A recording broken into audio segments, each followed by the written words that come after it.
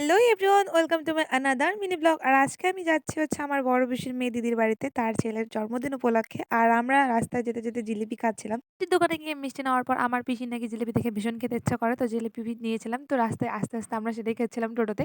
আর এখানে আমরা চলে আসি বাড়ি। আর এখানে আসার পর আমার ভাস্তা যে আছে সে আমাকে দেখাচ্ছিল যে তার বার্থডেতে ঠিক কি কি আনা হয়েছে, কি কি আনা হয়নি। আর এখানে আমি টুপি পরছিলাম কিন্তু টুপিটা আমার ধরছিল না, আর ওটার মধ্যে ফিতা ছিল না। একটা নতুন অন্যরকম ফিতা দিয়ে পরাচ্ছিল, কিন্তু এটাও ছিঁড়ে গেছে কারণ আমি obviously বড় মানুষ আর এটা ছোট বাচ্চাদের জন্য। তো ঠিক আছে, ভালোই লাগছে।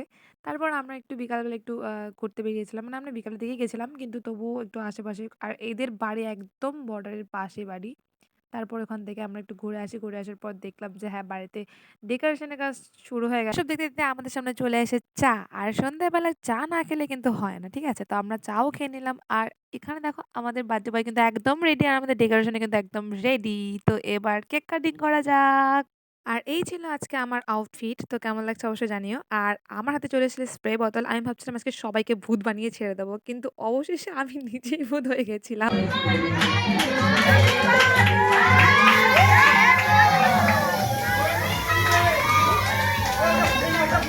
ওটা হাঁটাও।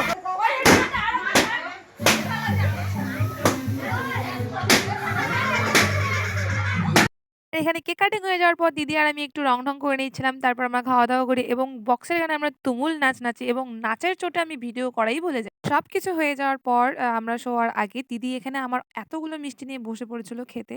তো আমিও দিদির ওখানে একটু ভাগ মেরে নিলাম মিষ্টি। তো তারপর আমরা এখানে গল্প করছিলাম আর তার মাঝে আমার এই বাবা মানে আমার ভাস্তা সে এসে আমার আজকের গিফটগুলো দেখাচ্ছিল খুলে, খুলে যে সে কত কিছু পেয়েছে। তো আজকের মতো টাটা।